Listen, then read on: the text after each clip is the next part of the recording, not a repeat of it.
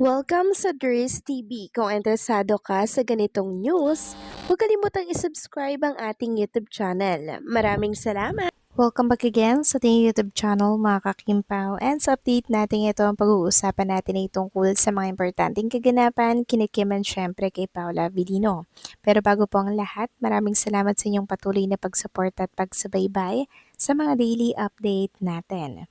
Kaya naman bilang pasalamat, narito po ang isang napili ko komento patungkol ito sa naging previous update.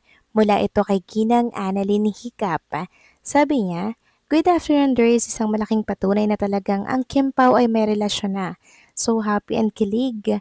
Galing pahinga and bonding dahil siguro pag uwi nyo sa Pinas trabaho agad. Kimpaw forever." Maraming salamat po sa inyong komento. Yes, tama po kayo dyan. Deserve talaga ni Kim and Paula Avellino ng pahinga, ng bonding, and syempre ng relaxation matapos po ng kanilang 4 na show na talaga namang matagumpay mga kakimpaw. Almost sold out po ang mga ticket sa mga napakalalaking venue dito po sa US and syempre sa Canada. Sobrang nakaka-proud lang dahil yung Kimpaw talagang binumog at pinilahan po ng mga OFW natin dyan po sa ibang bansa.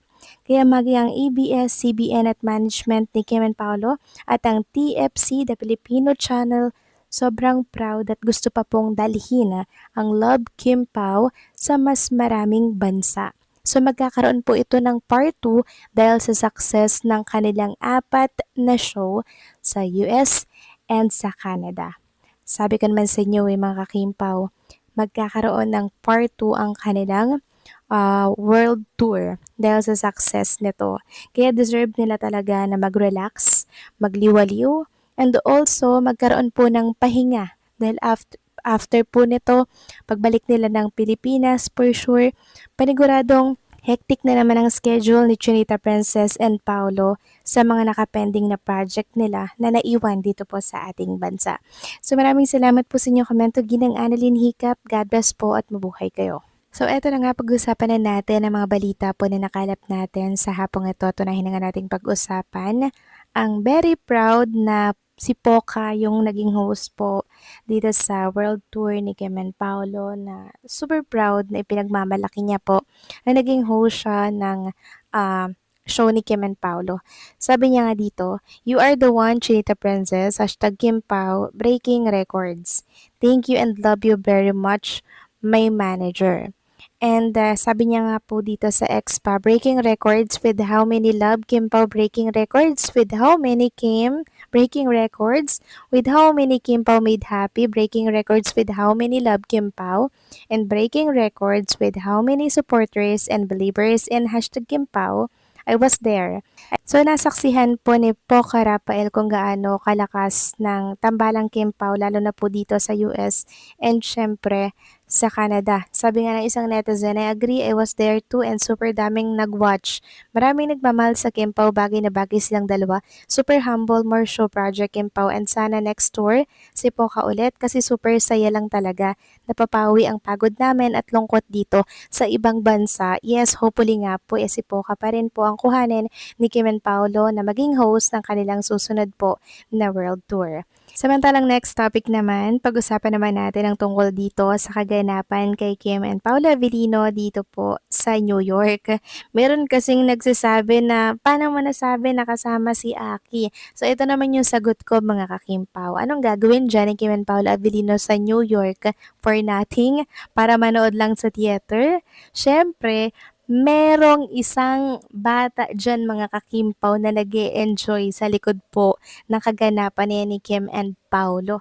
Sabi nga dito ng isang fan sa X, "First theater date with them, then there were 3 of them, just kidding."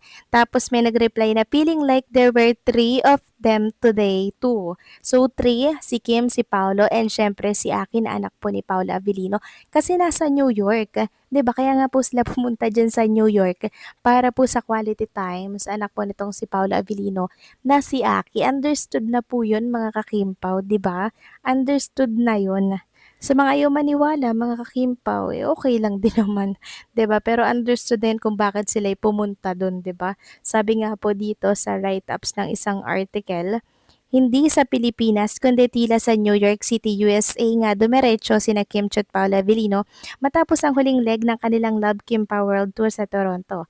Nasa IG story ni Paolo ang resibo ng New York trip nila ni Kim, kung saan nanonood sila ng The Lost Boys sa Playville Palace Theater. Matatagpuan ang Playbill Palace Theater sa 160 47th Street sa New York. Makikita sa IG story ni Paolo ang show card na hawak niya na may nakasulat na pangalan ng theater at titulo ng kanilang pinapanood.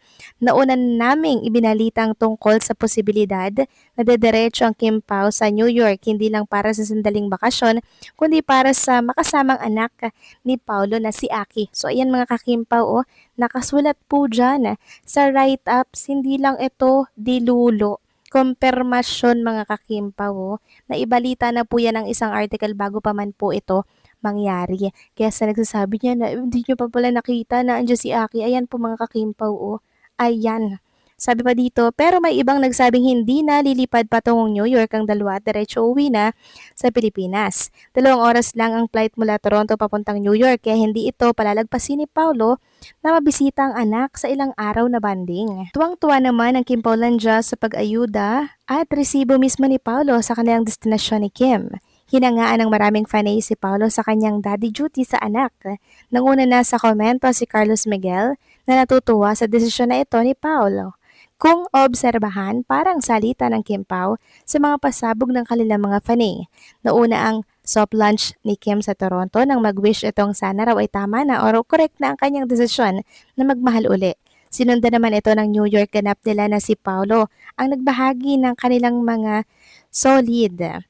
Abangers na ang buong Kim Polandia sa ayuda naman ni Kimi sa New York. Bigay nila ng kasintahan na. Grabe naman yung kasintahan mga kakimpaw. Isang kumpirmasyon na po yun na talagang sila po ay in a relationship na nitong si Paolo Avellino. 'Di ba? And tama lang yun, maging showy po sila kahit na hindi po nila ito direktang inamin at least, 'di ba? Hindi naman nila tinatago yung kanilang relationship.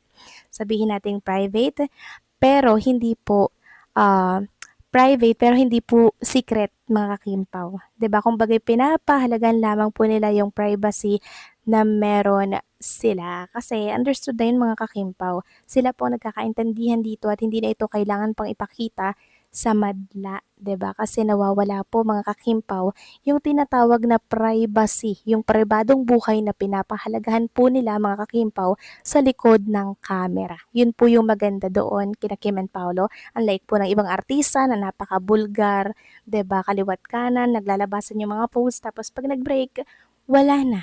'Di ba? Kaya mas maganda yung private. Private life is a happy life, 'di ba? So kayo ba mga kakimpaw, ano masasabi ninyo dito? Please comment down below.